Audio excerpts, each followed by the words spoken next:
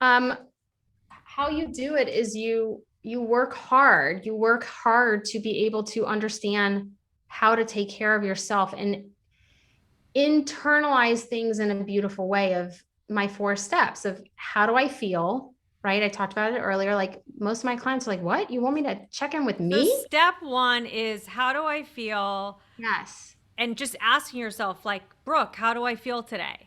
Yeah, I feel sad. I feel angry. I feel frustrated. I feel annoyed. I feel happy. I feel beautiful. I feel like, how do you feel? Because as caretakers and women, we never check in with ourselves. It's always external around us. So if you wake up in the morning and say, Brooke, I feel like fuck today. I just want to like stay in my bed with my coffee and watch Netflix. So what do Mhm. you say to your clients who feel that way or say that? So a lot of times, they have the capacity or the capability to actually stay in bed. It just requires them to request their needs from their partner or shift some things around. Or maybe it's not in the beginning of the day when you're getting your kids off to school, but maybe it's during the day when you're getting the laundry and the grocery shopping and the to do list and the whole thing. Like, there are so many of my women that I work with that they're like, oh, I have so much to do. I have this and that, but I'm so exhausted. I'm so depleted. One of my clients actually in general recently, she had an entire week off. Her son, she just had one kiddo. Her son stayed with her parents for a week. Her husband was traveling. She Listen to this shit. Your jaw's going to drop.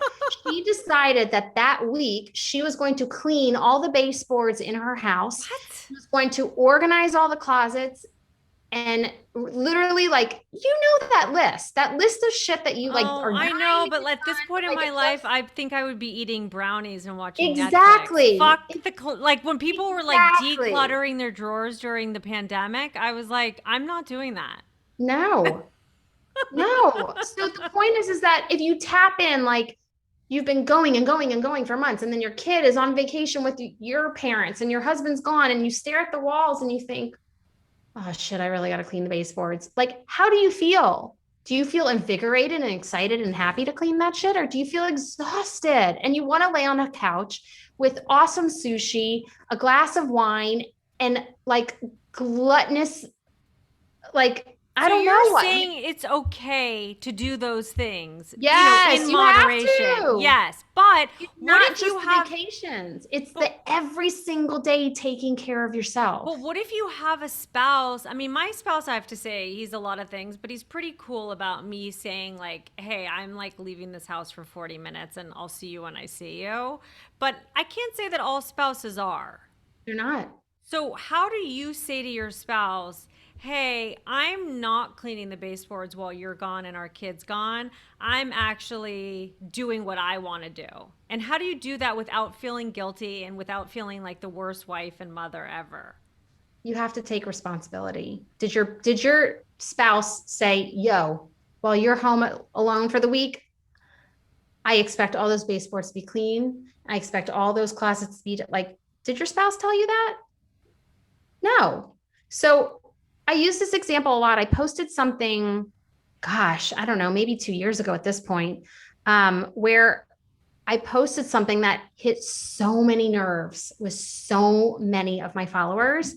And I was so careful with my wording, and still they read it the way they wanted to read it. And it was Mm. that I used to only go to the grocery on Sundays while my children were napping. I would rush the whole time. I would run home to help my husband. And I inflicted that on myself. Mm. Like, he didn't say, by the way, if you need to go to the grocery, the only time you can go is during nap time on Sundays because that's the easiest for me because I can lay in my bed and rest. But we've been conditioned to think that we Exactly. can only do things that we think are expected of It goes us. back to the external validation of a caregiver female role. Mm.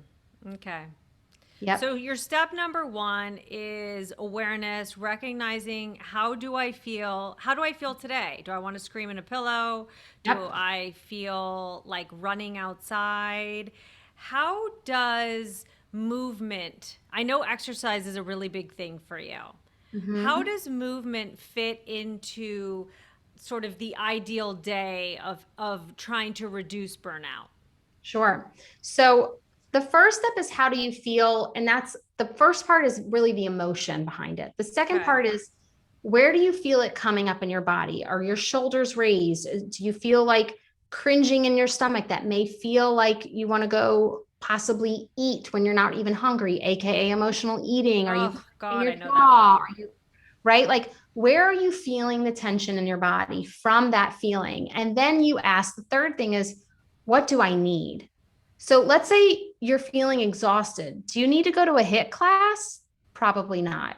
If you're feeling exhausted, tired, and sad, maybe you want to get in bed with a really special book.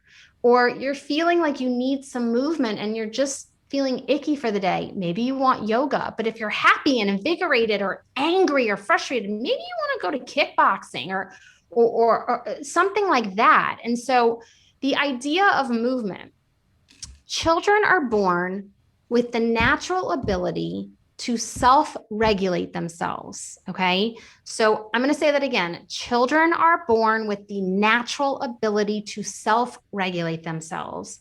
So the child who is scaling the bookshelves and can't sit still and can't finish an activity and goes from task to task to task to task, that is them moving their body, or can't sit at the dinner table. That is them moving their body in order for them to try and feel some type of groundedness and regulation.